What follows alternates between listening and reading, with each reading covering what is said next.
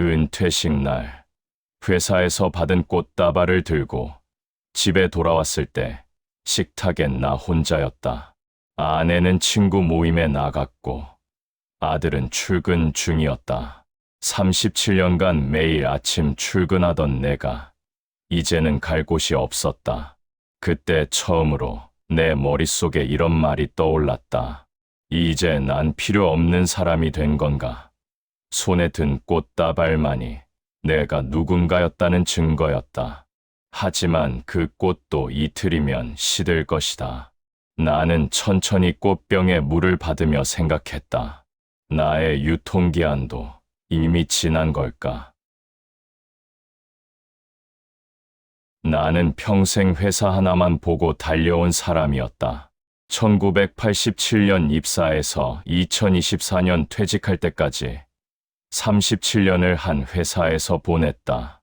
출근 시간보다 1시간은 일찍 도착하고 후배들 야근할 땐 커피 사들고 돌아다니며 격려하던 사람. 회식 자리에선 항상 막내 직원까지 챙기고 주말엔 골프 약속으로 거래처와의 관계를 다졌다. 집에 들어가는 시간은 늘 밤 10시가 넘었지만 그게 당연한 줄 알았다. 회사가 곧 나였고 나는 곧 회사였으니까. 아내는 가끔 말했다. 여보, 이번 주말엔 우리 둘이서 영화라도 볼까요? 하지만 나는 늘 바빴다. 미안해. 이번 주는 중요한 프로젝트가 있어서. 그렇게 미루고 미루다 보니 아내는 더 이상 묻지 않게 됐다.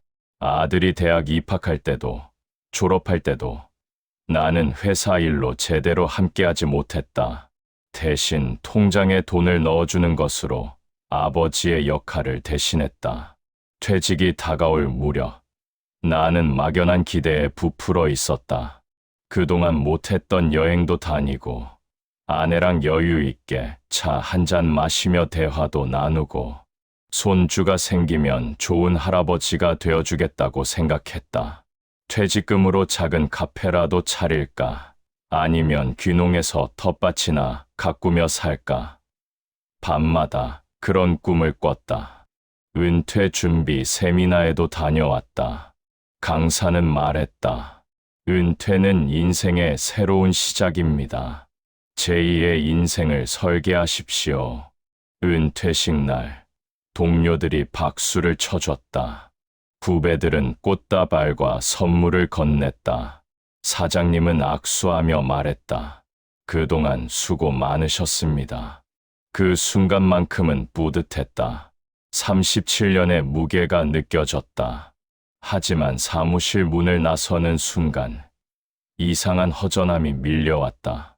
내일부터는 이곳에 올 이유가 없다는 것. 내 자리엔 이미 새로운 사람이 앉을 거라는 것. 그런데 현실은 내가 상상했던 것과 전혀 달랐다. 집으로 돌아가는 지하철 안에서 나는 문득 깨달았다. 나는 은퇴 후의 삶을 준비한 게 아니라 그냥 막연하게 기대만 하고 있었던 거였다. 가방 속 꽃다발이 점점 무거워졌다. 첫 주는 그나마 괜찮았다. 늦잠도 자보고 평일 낮에 영화관도 가보고 그동안 못 봤던 드라마를 몰아서 봤다. 마치 긴 방학을 맞은 학생처럼 설렜다. 하지만 2주가 지나자 달라졌다. 아침에 눈을 뜨면 할 일이 없었다. 아내는 여전히 바빴다. 친구들 만나고 요가 가고 봉사활동 나가고 아들은 아예 독립해서 나갔다. 넓은 집 안에 나 혼자 덩그러니 남았다. 전화벨이 울리지 않았다. 회사 동료들은 처음 일주일만 연락이 왔고 그 이후로는 조용했다. 가끔 단체 카톡방에 누군가 메시지를 올리면 나는 답장을 썼다. 하지만 아무도 내 말에 반응하지 않았다. 대화는 내가 없는 곳에서 흘러갔다. 한 달쯤 지났을 때 나는 그 단체방을 나왔다. 아무도 눈치채지 못했다. 하루 종일 텔레비전 앞에 앉아 있다가 저녁이면 괜히 술을 한 잔 했다. 혼자 마시는 소주는 쓰디쓴 맛만 났다. 아내는 귀가하면서 물었다. 오늘 뭐 했어요? 나는 대답할 말이 없었다. 그냥 집에 있었지. 아내의 얼굴에 실망이 스쳤다. 여보, 좀 나가서 사람도 만나고 운동이라도 해요. 이렇게 집에만 있으면 안 돼요. 그 말이 이상하게 잔소리처럼 들렸다. 37년간 가족 위해 일했는데 이제 와서 나더러 뭘 하라는 건가? 나는 짜증이 났다.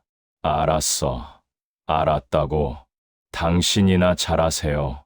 아내는 더 이상 말하지 않았다. 그날 밤 우리는 각자 다른 방에서 잤다. 그때 나는 이미 전직 과장님이 아니라 그냥 집에 있는 늙은 남자가 되어 있었다. 3개월이 지났다. 몸무게는 5kg 늘었고 하루에 소주 반 병씩 마셨다. 씻는 것도 귀찮아졌다. 예전 동료가 전화를 걸어왔다. 형님, 요즘 어떻게 지내세요? 한번 만나요. 만나서 밥을 먹는데 그는 회사 얘기만 했다. 새로운 프로젝트, 신입 직원, 부서 개편. 나는 그 이야기 속에 없었다. 그는 내 의견을 묻지 않았다. 단지 누군가에게 말을 쏟아내고 싶었을 뿐이었다. 헤어지면서 그가 말했다. 형님, 건강 챙기세요. 그 말이 무슨 뜻인지 알았다. 이제 당신은 우리와 다른 세계 사람이라는 뜻이었다. 집으로 돌아오는 길, 공원 벤치에 앉았다. 젊은 직장인들이 빠른 걸음으로 지나갔다. 누구 하나 나를 쳐다보지 않았다. 나는 투명인간이 된 것 같았다. 필요 없는 사람, 쓸모없는 존재. 그날 저녁, 나는 처음으로 나는 왜 사는가를 생각했다. 답은 나오지 않았다. 어느 날 새벽 4시 잠에서 깼다. 옆을 보니 아내도 없었다. 거실로 나가니 아내가 소파에서 자고 있었다. 이불도 제대로 덮지 않은 채. 가슴이 먹먹했다. 내가 이 집에 무슨 의미가 있을까? 화장실로 가서 거울을 봤다.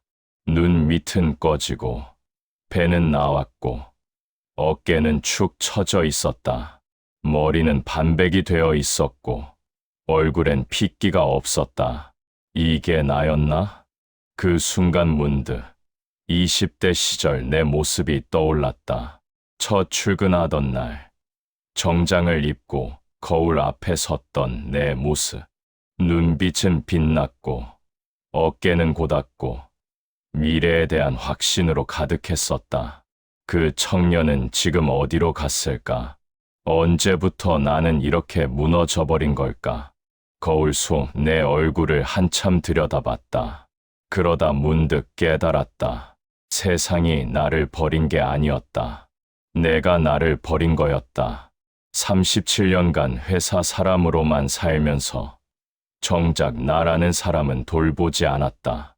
내 취미가 뭔지, 내가 진짜 좋아하는 게 뭔지, 내 꿈이 뭐였는지 한 번도 생각해 본 적이 없었다.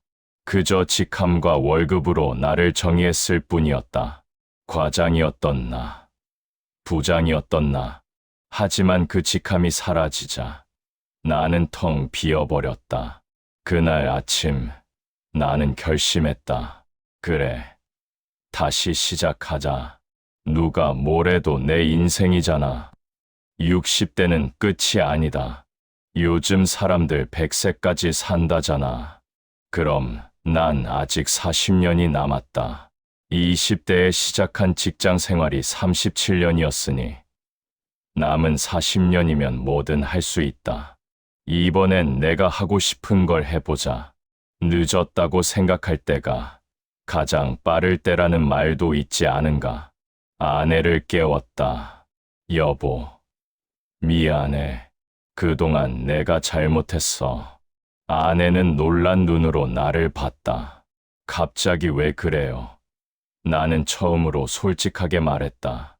나 요즘 많이 힘들었어. 은퇴하고 나니까 내가 누군지 모르겠더라고. 근데 이제 알았어. 내가 나를 잃어버리고 살았던 거야. 이제부터라도 다시 찾아보려고. 당신도 좀 도와줄래? 아내의 눈에 눈물이 고였다. 당신이 그런 말 하는 거 처음 듣네요. 나도 걱정 많이 했어요. 요즘 당신 보면 너무 힘들어 보여서. 우리는 오랜만에 부둥켜 안고 울었다.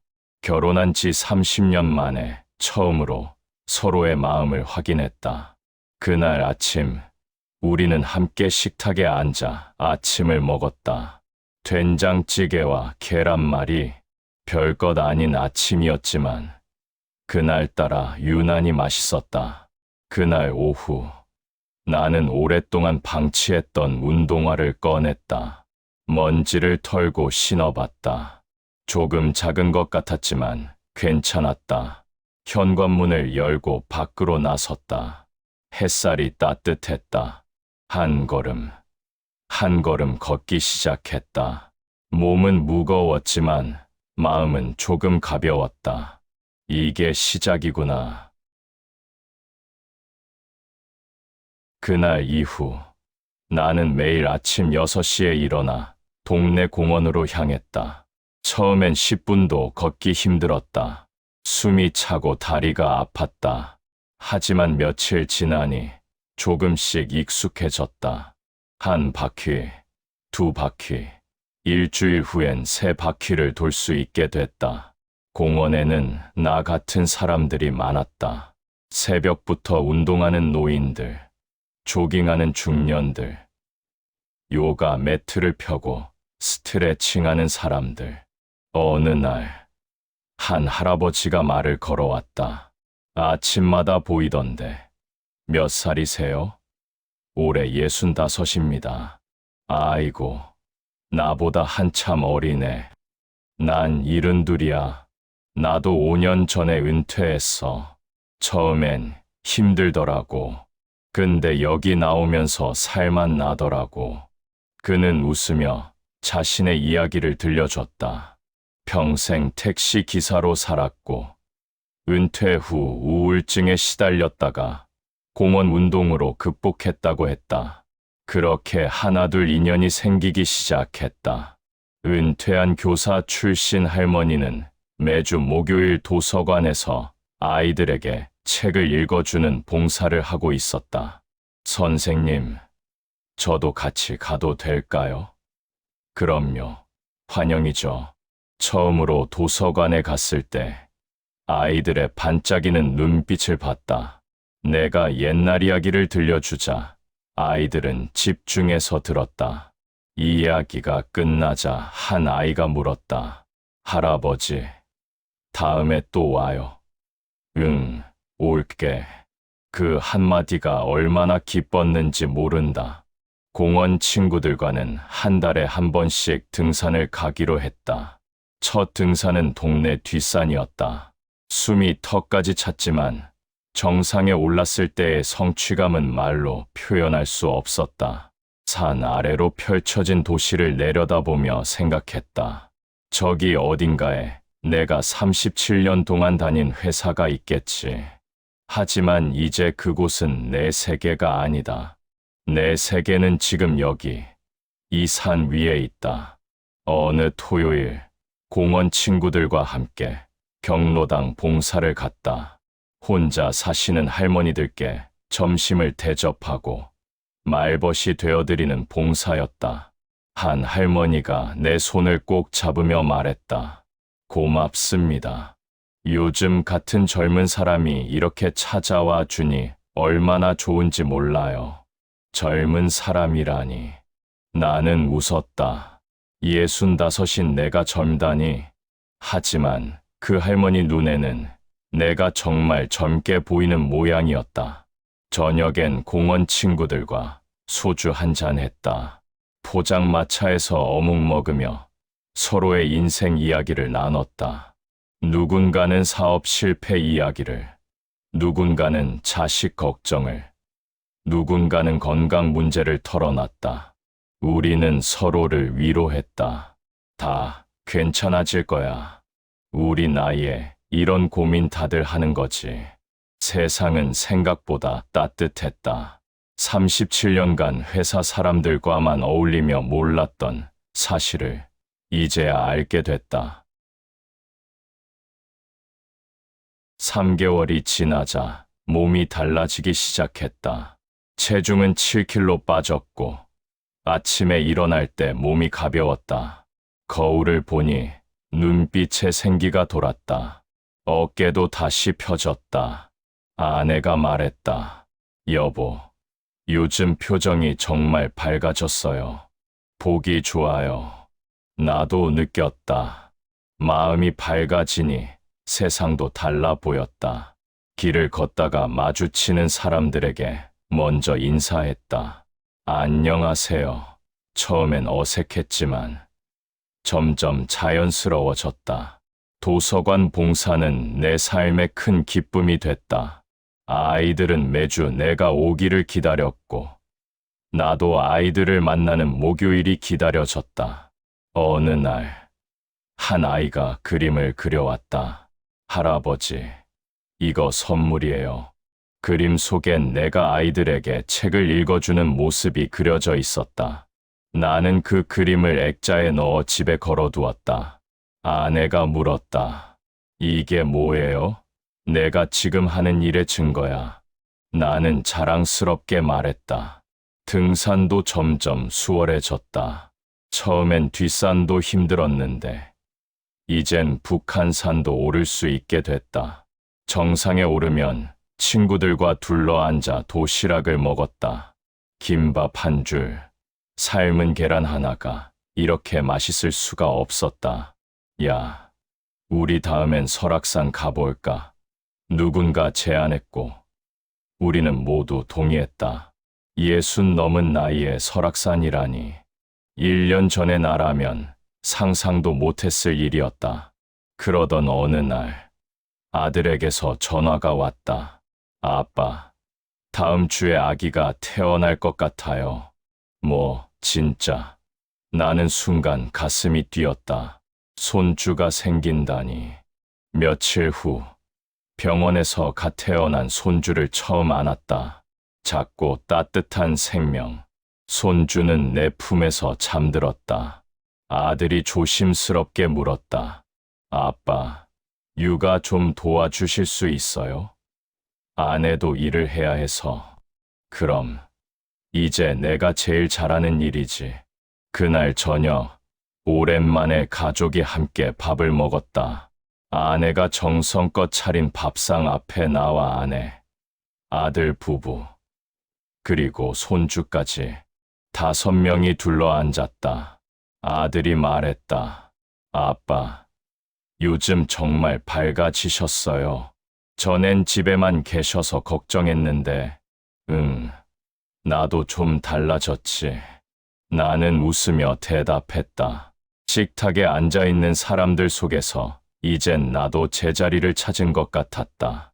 손주를 돌보는 일은 생각보다 힘들었다. 밤에 우는 아이를 달래고, 기저귀를 갈고, 우유를 먹이는 일. 하지만 전혀 힘들지 않았다. 아이가 내 얼굴을 보고 웃을 때마다 세상을 다 가진 기분이었다. 할아버지가 최고지. 나는 손주에게 속삭였다. 아이는 알아듣지 못했지만 나는 행복했다. 공원 친구들에게 손주 사진을 보여줬다. 우와, 정말 이쁘게 생겼네. 너 지금 완전 손주 바보 됐어. 우리는 함께 웃었다. 누군가 말했다. 야, 우리도 이제 제대로 사는 거 아니야. 맞다. 우리는 이제 제대로 살고 있었다. 직함도 없고 월급도 없지만 우리에겐 더 소중한 것들이 있었다. 나는 이제 안다. 세상이 나를 필요로 하지 않는 게 아니라 내가 나를 잊고 살았던 거다. 37년간 직함 뒤에 숨어서 정작 진짜 나는 돌보지 않았다. 은퇴는 끝이 아니었다. 다시 나를 시작하게 해준 두 번째 출근길이었다. 지금 나는 매일 아침 공원에 출근한다. 목요일엔 도서관에 출근한다. 주말엔 손주 집에 출근한다. 월급은 없지만 그 어떤 월급보다 값진 보상을 받는다. 아이들의 웃음, 친구들의 우정, 손주의 재롱, 아내의 미소, 이것들이 내 새로운 월급이다. 혹시 당신도 지금 혼자라고 느끼나요? 밥상 앞에 홀로 앉아 쓸쓸함을 느끼나요? 그렇다면 오늘 딱 한 걸음만 나가보세요. 문을 열고 밖으로 나가세요. 동네 공원이든 도서관이든 복지관이든 거기서 인생의 다음 장이 기다리고 있을지도 모릅니다. 은퇴는 퇴장이 아닙니다. 새로운 무대로 가는 통로입니다. 당신의 두 번째 출근길, 오늘 시작해보는 건 어떨까요?